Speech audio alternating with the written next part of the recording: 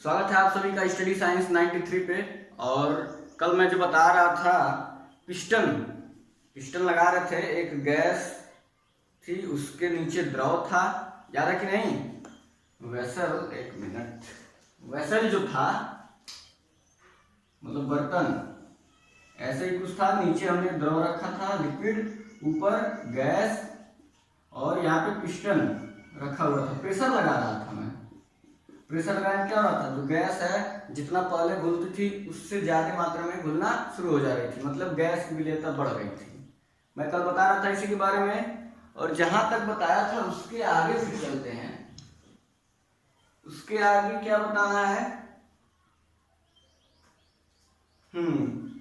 Gas की द्रव में विलेयता क्या होती थी, जब हम दाब बढ़ाते थे, जब हम प्रेशर लगाते थे तो गैस की द्रव में विलेयता क्या होती थी, बढ़ती थी या घटती थी, बढ़ जाती थी।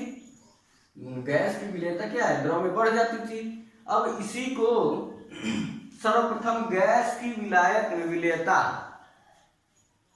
जो गैस की विलायक में विलेयता है, सबसे पहले उन्होंने गैस की विलायक में विलेयता जो है उसके दाब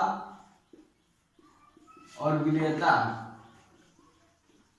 के बीच संबंध हेनरी ने दिया था। दाब और विलेयता के बीच संबंध किसने दिया, हेनरी। सबसे पहले P और यस, विलेयता को यस से डिनोट करते हैं। हेनरी ने क्या कहा, हेनरी ने, फोकस है ना, बड़ा। हेनरी ने क्या कहा था, हेनरी ने कहा कि किसी भी द्रव में, ध्यान से सुनिएगा, किसी भी द्रव में गैस की विलेयता, किसी भी द्रव में गैस की विलेयता, जिसको किससे डिनोट करते हैं, विलेयता को यस। किसी भी द्रव में गैस की विलेयता डायरेक्टली प्रोपोर्शनल होता है किसके, उस विलयन पे, ये पूरा विलयन है ना, ये विलय और विलायक दोनों मिलकर विलयन बना, तो उस विलयन पे लगने वाले आंशिक दाब के, मतलब कि जो ये विलेयता है, जितना हम इसमें घुल रहे हैं, जितना भी गैस घोल रहे हैं, वो विलेयता किस पे डिपेंड करता है, इस पे जो प्रेशर लग रहा है P। तो क्या कहा गया हेनरी के द्वारा कि किसी भी द्रव में गैस की विलेयता डायरेक्टली प्रोपोर्शनल होता है उस पे लगने वाले प्रेशर के, P के, ये हेनरी ने कहा। अब इसको हम लिख सकते हैं यस इज इक्वल टू, ये प्रोपोर्शनलिटी का हटा देते हैं अगर चिन्ह, तो प्रोपोर्शनलिटी कांस्टेंट एक लगाते हैं जिसे बोलते हैं KH इंटू P। S क्या है, विलेयता है, P क्या है, विलयन पे लगने वाला आंशिक दाब है, आंशिक दाब है, प्रेशर है ये। KH क्या है, KH को बोलते हैं हेनरी कांस्टेंट, H से हेनरी और ये कांस्टेंट है, हेनरी कांस्टेंट बोलते हैं KH को। तो ये दिया था किसने, हेनरी ने। क्लियर है, ये हेनरी ने दिया था रूल। ये देख करके, ये जो एग्जाम्पल है उसको देख करके हेनरी ने रूल दिया। उसके बाद से आए डाल्टन, जो उन्हीं के समकालीन थे। डाल्टन आए, डाल्टन ने भी क्या कहा, डाल्टन ने भी यही कहा, उन्होंने भी देखा, ये प्रैक्टिकल करके ये सही पाया गया। तो डाल्टन ने भी कहा कि जो हेनरी ने कहा है कि गैस में जो विलेयता है, गैस में, द्रव में जो गैस की विलेयता है वो प्रोपोर्शनल है उस पे लगने वाले आंशिक दाब की। ये किसने कहा, डाल्टन ने भी कहा, मतलब दोनों ने प्रूफ कर दिया। उसके बाद से जो विलेयता है इसको हमने लिया मोल फ्रैक्शन में, विलेयता को माना गया मोल फ्रैक्शन में। ध्यान से सुनिएगा, कहानी की तरह है। विलेयता को फिर उन्होंने माना मोल फ्रैक्शन में, मोल फ्रैक्शन में मान करके इसी डिफिनेशन को, इसी रिलेशन को फिर कहा गया, ध्यान से सुनिएगा, विलेयता को क्या मान लिया गया, मोल फ्रैक्शन, और मोल फ्रैक्शन मान करके कहा गया कि किसी विलयन में जो मोल फ्रैक्शन होता है, किसी भी विलयन का मोल फ्रैक्शन, मोल अंश, वो प्रोपोर्शनल होता है उस पे लगने वाले उस पे लगने वाले किसके, प्रेशर के। ये फिर कहा गया।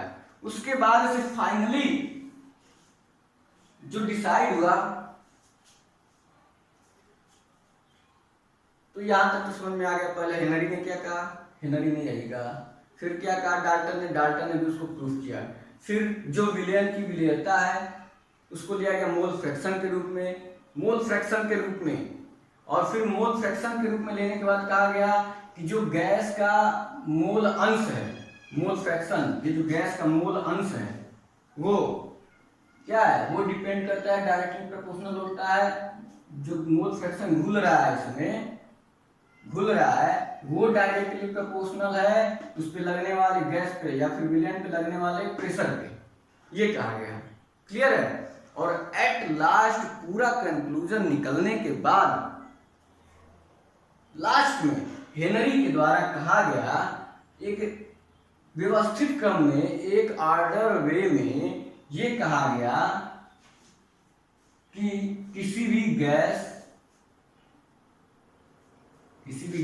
पे लगने वाला जो आंशिक दाब है, किसी भी गैस पे लगने वाला आंशिक दाब वो डायरेक्टली प्रोपोर्शनल है उसमें घुले हुए मोल फ्रैक्शन के। किसके प्रोपोर्शनल है, जो उसमें घुला हुआ मोल फ्रैक्शन है। और मोल फ्रैक्शन को हम जानते हैं कैसे डिनोट किया जाता है, काई से। ये कहा गया फाइनली हेनरी के द्वारा, और इसको माना भी गया।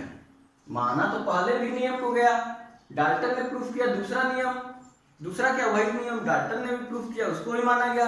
उसके बाद से जो मिलाया ये सॉल्युबिलिटी है उसको मोल फ्रैक्शन के रूप में लिया गया, और मोल फ्रैक्शन के रूप में लेकर के कहा गया कि जो गैस का मोल फ्रैक्शन है वो डिपेंड करेगा उस पर लगने वाला प्रेशर।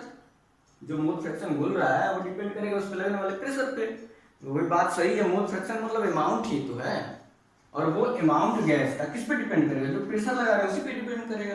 प्रेशर ज्यादा लगा रहे हैं तो ज्यादा अमाउंट घुल जाएगा, प्रेशर कम लगाएंगे तो कम ही घुलेगा, वो भी तो सही है। और उसके बाद लास्ट में जो कंक्लूजन आया उससे कहा गया कि किसी भी गैस का वाष्प दाब में आंशिक दाब, किसी भी गैस का, कोई भी गैस है उसका वाष्प दाब में जो आंशिक दाब है, किसी भी गैस का जो आंशिक दाब है वो क्या कहा गया कि उस विलयन की गैस के मोल फ्रैक्शन, उस विलयन में जो गैस का मोल फ्रैक्शन है उसके प्रोपोर्शनल है।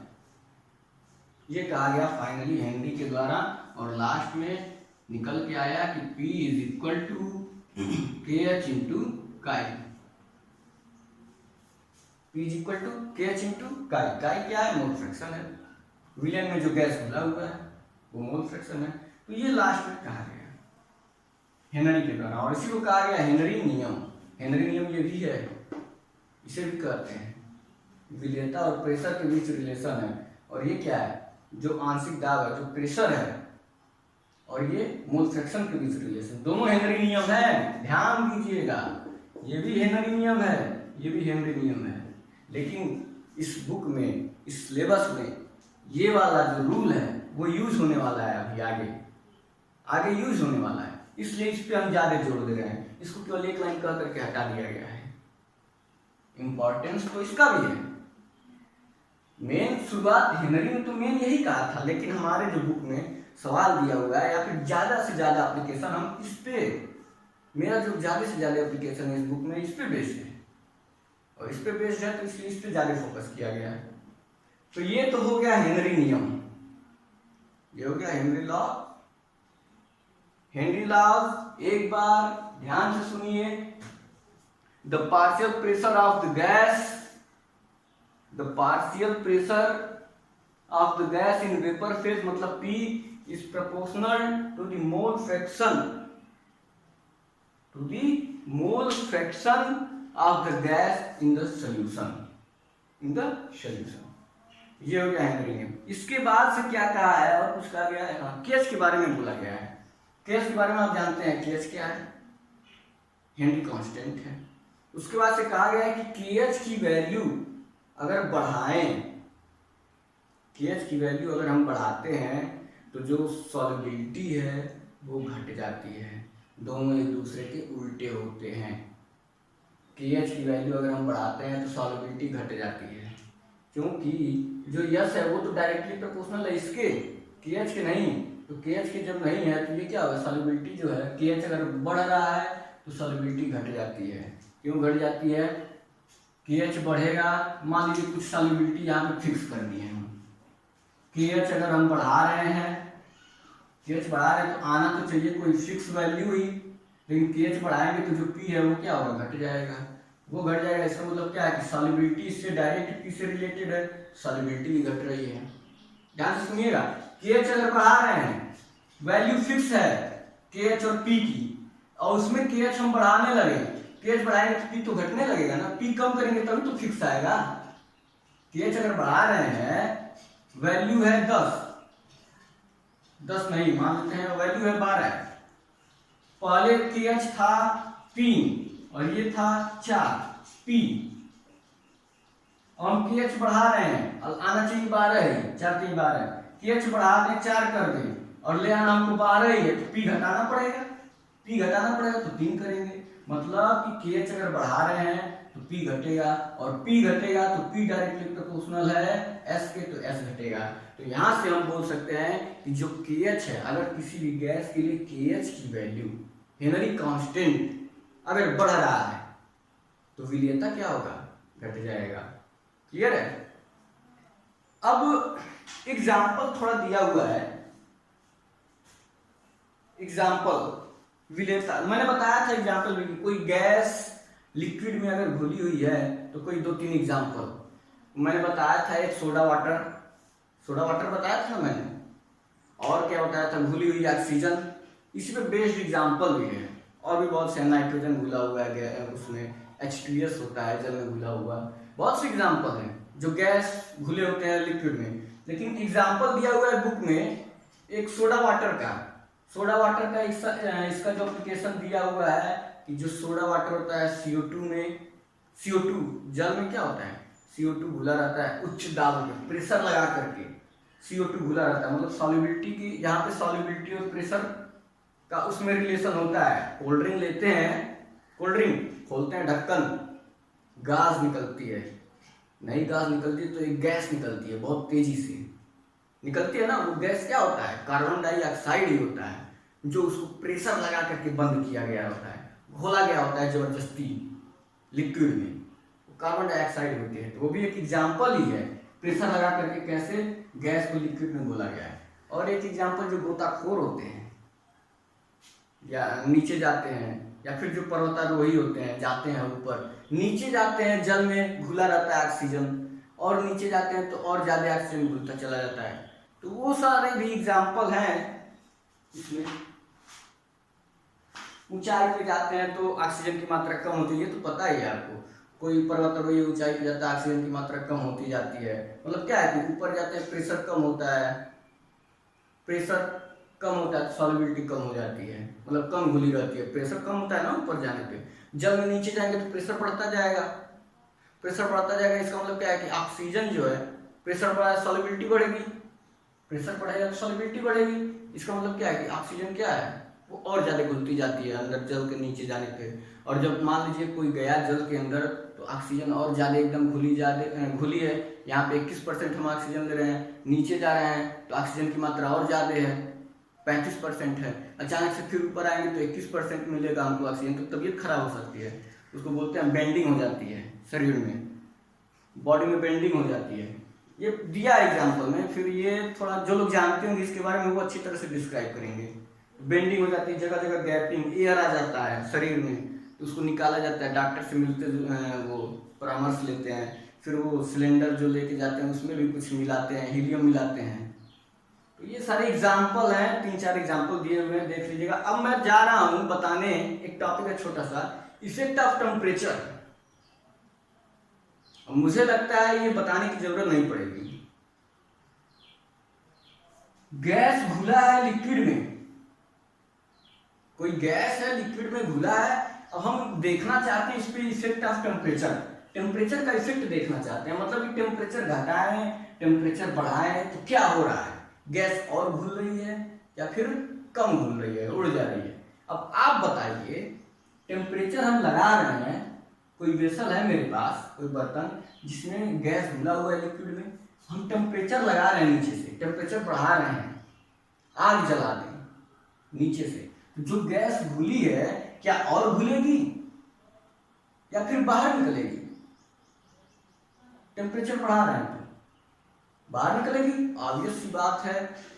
खुद सोच सकते हैं हम कि गैस क्या होगा जब टेम्परेचर बढ़ाएंगे। वैसे ही देखते हैं कि वो पानी वानी उबालते हैं तो क्या होता है, बुलबुले उठते हैं, मतलब गैस बाहर निकलती है।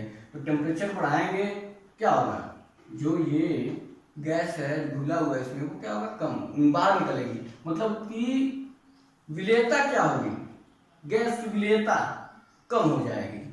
गैस उड़ गया मतलब गैस की विलेयता कम हो गई, मतलब टेम्परेचर बढ़ाने पे गैस की विलेयता कम होती है। टेम्परेचर घटाएं, ठंडा करें तो गैस की विलेयता बढ़ेगी। इसीलिए जो जलीय जीव जंतु होते हैं, जलीय जीव जंतु जो जल में रहते हैं, वो क्या होते हैं, वो भी चाहते हैं कि जो जल का तापमान है, तालाब में है, समुद्र में है, जहाँ भी है, वो भी चाहते हैं कि उसका जो टेम्परेचर है वो कम ही रहे, बढ़े ना, उसका टेम्परेचर बढ़े ना, कम रहे। कम रहता है क्या होता है, ऑक्सीजन उसमें अच्छी तरह से घुली रहती है, उनको ऑक्सीजन मिलता रहता है। और टेम्परेचर बढ़ा देंगे तो ऑक्सीजन क्या है, जो इसमें घुला हुआ ऑक्सीजन वो उड़ने लगेगा, मतलब इनको ऑक्सीजन की कमी होने लगेगी। तो इसलिए ये जो जलीय जीव जंतु होते हैं वो भी चाहते हैं कि जो टेम्परेचर है उनके तालाब का या समुद्र का वो भी क्या हो, कम हो। तो ये सारे एग्जाम्पल्स हैं जो लिक्विड में गैस घोला जा रहा है और उसकी विलेयता देख रहे हैं हम इस तरह से। तो हमें सारी चीजें देख चुके हैं, हम सब कुछ देख चुके हैं। गैस घुल रही है, क्या फायदा हो रहा है उसका, क्या एप्लीकेशन कहाँ से है, फिर उसका उससे हेनरी नियम का रिलेशन क्या है। मैंने अभी जितना भी बताया सारा विलेयता और प्रेशर के बीच संबंध है, जितना एप्लीकेशन बताया। मतलब कि मैंने कहा ना कि मेन नियम जो हेनरी का है यही है, लेकिन सवाल अभी आने वाला है तो वो स्पीड बेस्ड है, इसलिए इस पर ज़्यादा फोकस नहीं किया है। लेकिन जितना भी मैंने एप्लीकेशन बताया, जैसे अभी वो पर्वतारोही वाला ले लें, या फिर गोताखोर वाला ले लें, या फिर वो सोडा वाटर ले लें, तो वो सारे प्रेशर और सॉल्युबिलिटी से रिलेटेड हैं। मतलब कि ये जो मेन नियम है हेनरी का, इसी पे सब बेस्ड है। तो हेनरी का नियम हो गया, याद रखिएगा फार्मूला। ये क्या है, मोल फ्रैक्शन है।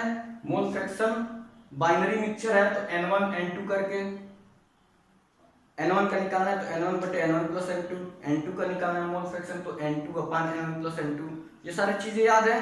अब इसके नीचे एक सवाल दिया हुआ है, एक सवाल दिया है, दो एग्जाम्पल दिया है। मैं सवाल भी बताते चल रहा हूँ साथ ही साथ। ये टॉपिक तो खत्म हो गया, गैस की द्रव में विलीयता टॉपिक तो खत्म हो गया। थोड़ा सा सवाल है, 3-4 सवाल भी आता है ये एग्जाम में, और वैसे भी आगे कंपटीशन का इंटर के बाद तो ऐसा तो है नहीं सब लोग बैठ जाएंगे घर पे। कंपटीशन एग्जाम तो देना ही देना है और उसमें सवाल आता ही है।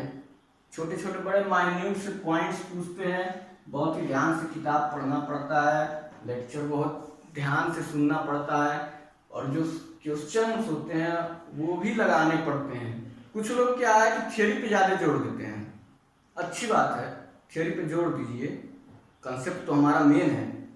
और मेरे ख्याल से 80% केमिस्ट्री में 80% नंबर तो थियोरी से ही आता है, लेकिन जो 20% नंबर होता है वो तो न्यूमेरिकल्स होते हैं 20%। और आप 80% से संतोष है तो फिर कोई मतलब नहीं है आपका, आपको 100% करना है अपनी ओर से। एग्जामिनर चाहे जो दे, अपनी ओर से तो 100% करना है।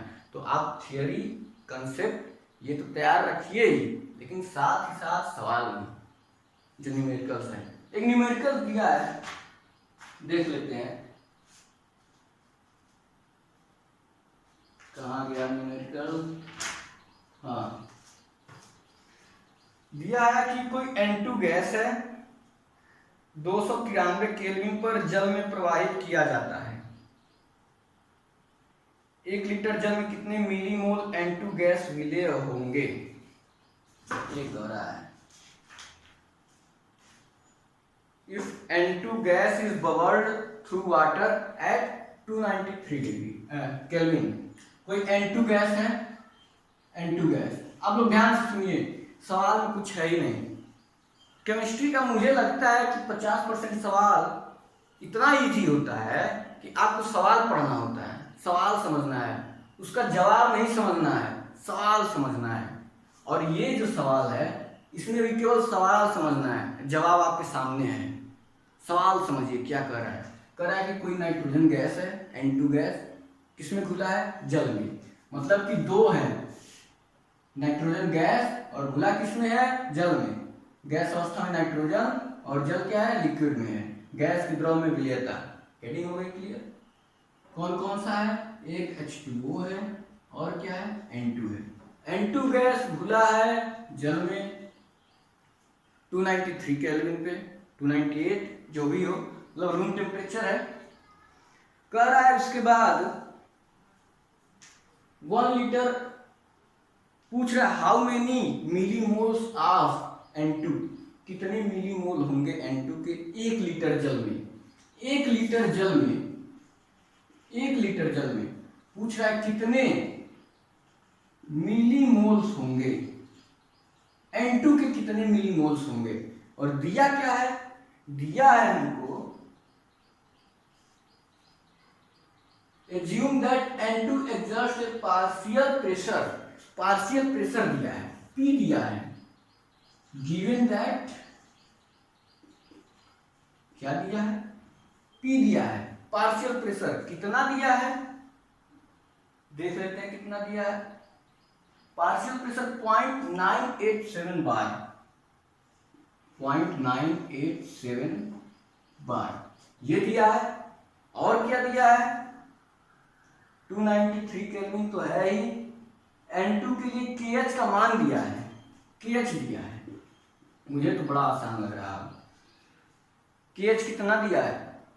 76.48, 76.48, 76.48 हाँ किलो बार ये दिया है। पूछा क्या है? कितने मिलीमोल्स होंगे N2 गैस के।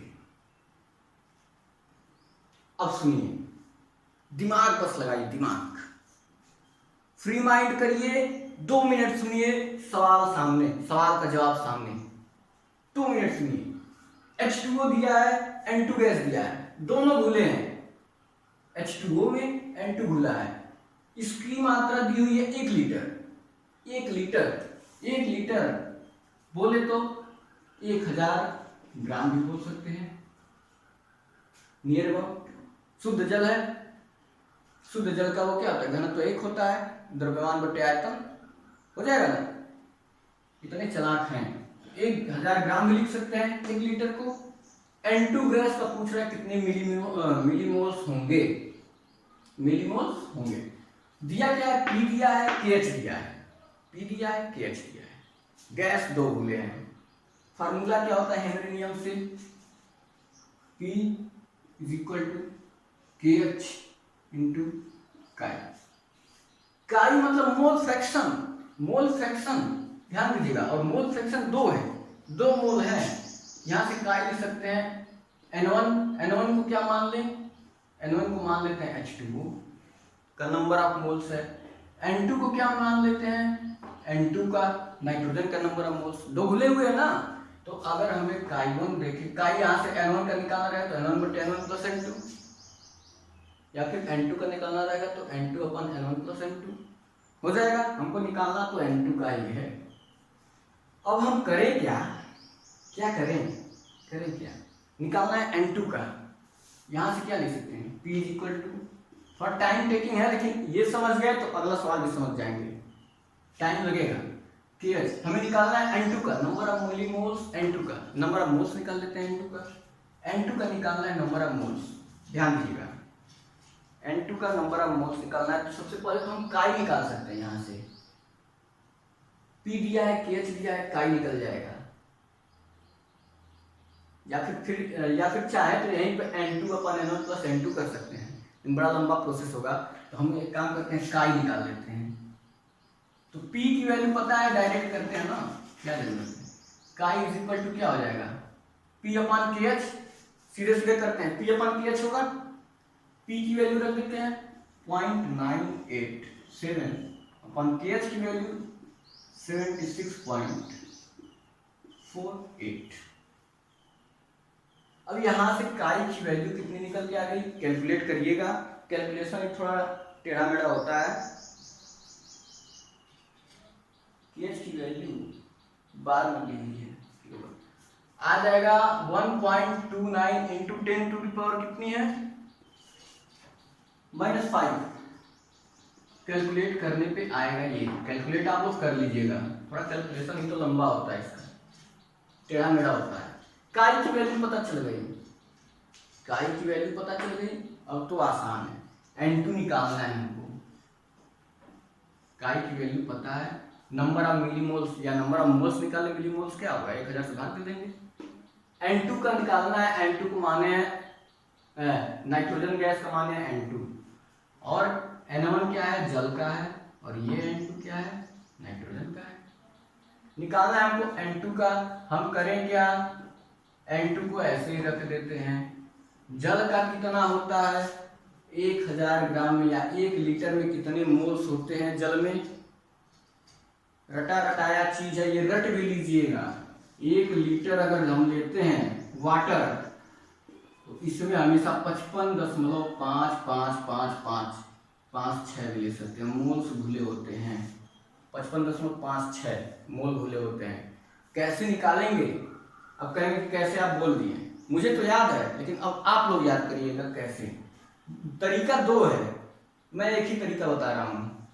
पदार्थ की मात्रा मोलों की संख्या, नंबर ऑफ मोल्स बराबर क्या होता है, पदार्थ की मात्रा अमाउंट ऑफ सब्सटेंस अपॉन अणुभार मॉलिक्यूलर वेट। पदार्थ की मात्रा है 1000, अणुभार कितना होता है इसका 18, 16 2 18, डिवाइड करेंगे देखेंगे 55.5555 आएगा। तो नंबर ऑफ मोल्स यहाँ से निकल जाएगा, यहाँ से नंबर ऑफ मोल्स निकल जाएगा, N1 निकल जाएगा 55.55 मोल।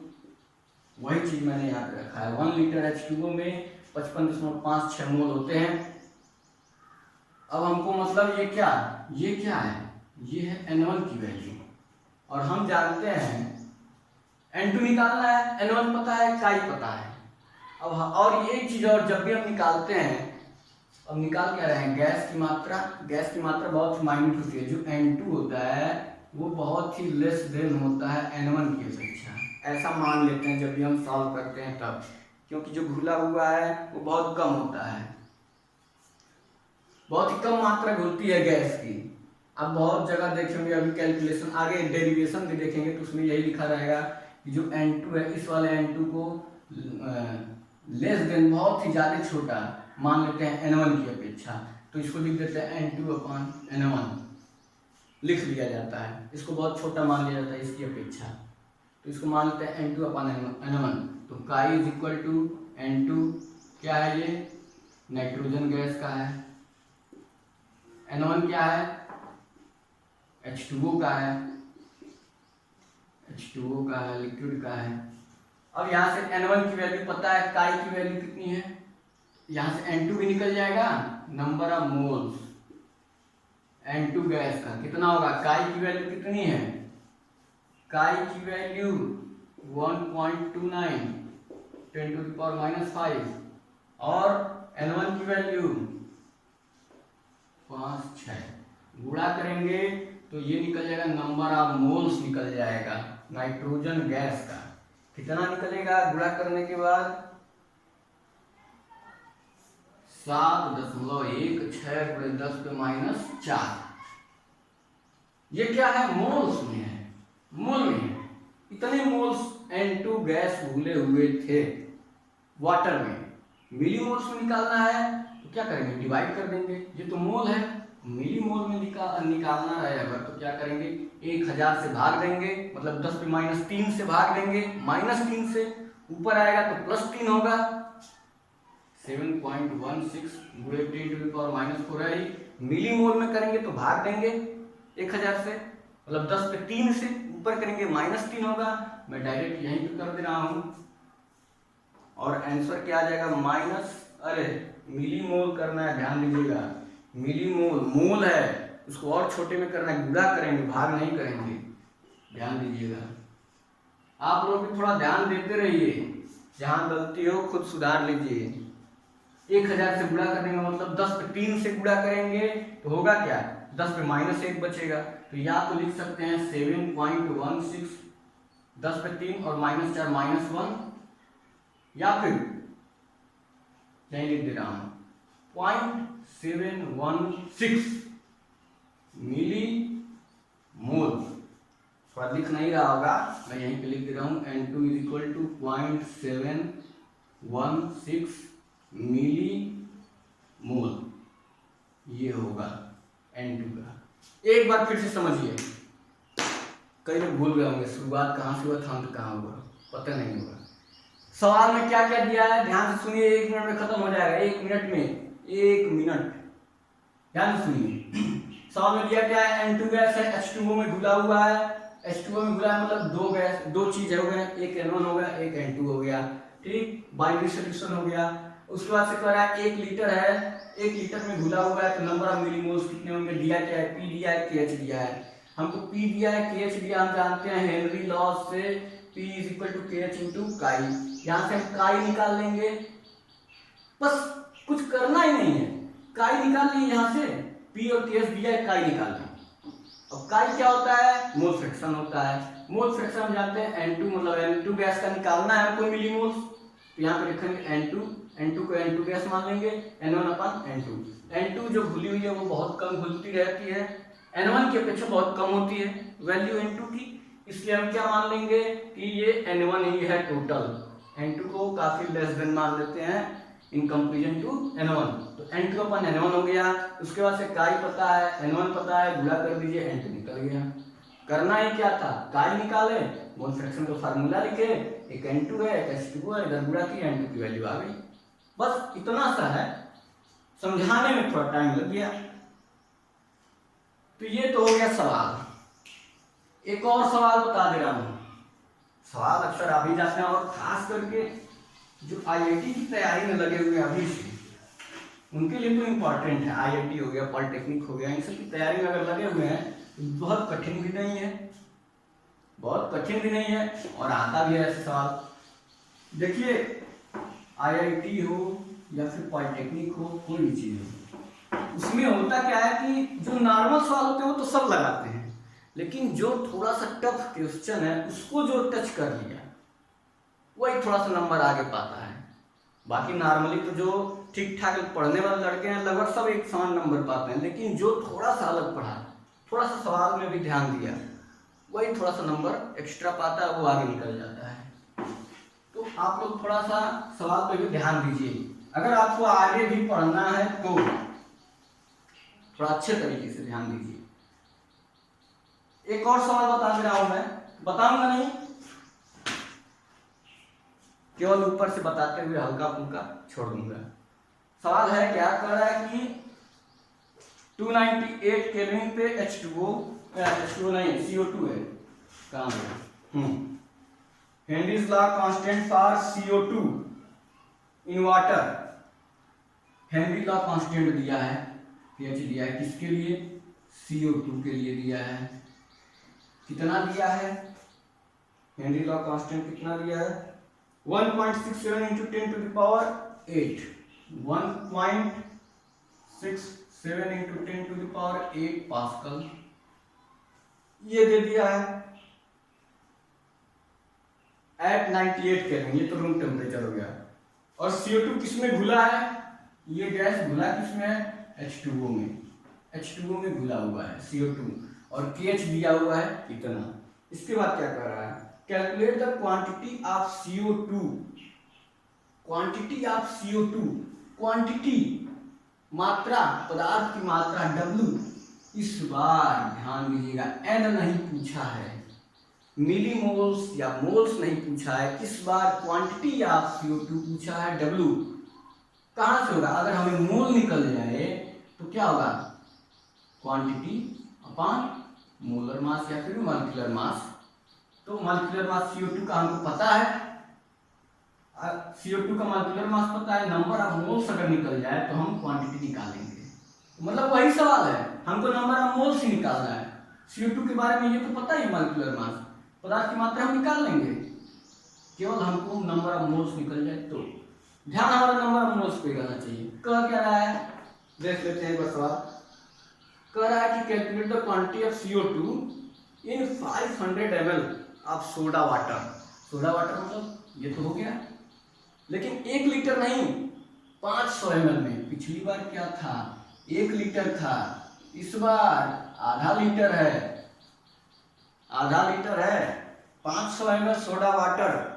जब ये पैक होता है 2.5 ATM प्रेशर पे, मतलब कि जो P दिया है 2.5 ATM, प्रेशर दिया है 2.5 ATM, KH की वैल्यू इतनी दी हुई है। उसके बाद से और क्या दिया है, हाँ बाकी 298, ये तो रूम टेम्परेचर है। आसान सवाल लग रहा है, गर्मी भी खूब दबाती है। सवाल आसान तो होगा ही।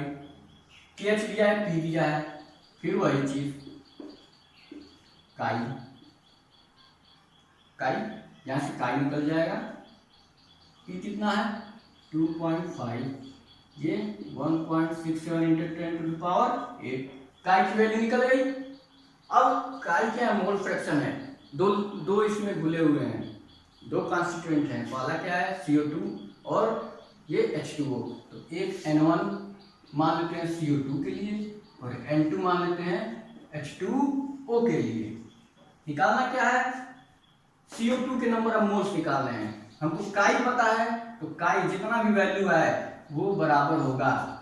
निकालना क्या है, ध्यान दीजिएगा, CO2, तो CO2 ऊपर रहेगा, N1 अपान N1 प्लस N2 क्या है H2O। यहाँ पे N2 कितना होगा, यहाँ पे N2 कितना होगा, वहां पे 1 लीटर वाटर था। ध्यान दीजिएगा, 1 लीटर था तो उसमें कितने मोल घुले थे, N2 के लिए मैं बता रहा हूं H2O। 1 लीटर था, 1 लीटर के लिए कितना था 55.56।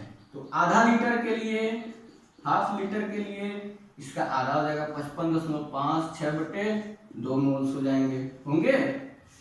आधा हो जाएगा X मोल, Y मोल मान लेते हैं, जो भी हो Y मोल हो जाएगा। अब क्या है, हमको ये वैल्यू पता चल गया, 55 का आधा जो भी होगा वो मान लिए, ये पता चल गया वैल्यू। और ये क्या होगा, ये आगे चल के जाएगा N1 अपान N2, क्योंकि N1 जो है इस N2 के अपेक्षा बहुत कम है, तो काई बराबर हो जाएगा, ये काई पता है, काई पता है, N2 पता हो गया, N1 निकल नहीं जाएगा। और N1 निकल गया मतलब कि जो N1 है वो क्या है, CO2 है, CO2 के मोल है। और N2 हमको पता है, काई पता है, ये दोनों निकल गया। अब जब नंबर ऑफ मोल्स निकल गए तो पदार्थ की मात्रा भी निकल गई। एक बार फिर से सुन लीजिए, मैंने क्या कहा, सवाल में दिया हुआ है KH और P, यहाँ से X निकल गया, काई निकल गया। काई निकलने के बाद 1 लीटर में इतना मोल था तो आधे लीटर में निकाल दिए। याद रख लीजिएगा 1 लीटर में इतना मोल होता है, आधे लीटर में निकल गया। आधे लीटर में निकलने के बाद ये फार्मूला काई वाला, फिर वही एक जो लेस देन है, बहुत छोटा है, तो क्या होगा, N2 जो है नीचे वाला N1 गायब हो गया, 38, हाँ तो बस खत्म ही है। N1 गायब हो गया तो N1 अपन N2 हो गया। उसके बाद से N2 पता है, काई पता है, N1 निकल गया। N1 जो निकल गया, नीचे मॉलिक्यूलर वेट है और N1 गुणा कर देंगे, पदार्थ की मात्रा निकल गई। जब N1 निकल गया तो W बराबर क्या हो जाएगा, N1 गुणे जो मॉलिक्यूलर वेट होगी इसका कितना होगा, 16 दूनी 32 और 12 44। आंसर आ गया। करिएगा, आसान है। और ये लगभग चैप्टर खत्म हो गया। इसके बाद से जो अगला चैप्टर है vapour pressure of liquid solution. अब लिक्विड सोल्यूशन का वेपर प्रेशर वही चीज, तो लिक्विड सोल्यूशन का ही तो पढ़ रहे हैं। लिक्विड में अभी तक गैस पढ़े हैं, इसके बाद सॉलिड पढ़ेंगे, लिक्विड का लिक्विड में ये 2 और पढ़ना है, मतलब सॉलिड वाला लिक्विड में घोल दिए, लिक्विड को लिक्विड में घोल दिए, ये 2 पढ़ना है। गैस वाला खत्म हो चुका, सवाल भी खत्म हो चुका, कंसेप्ट भी खत्म हो चुका हेनरी वाला। अब अगले क्लास से अगला लेक्चर या अगला टॉपिक। धन्यवाद।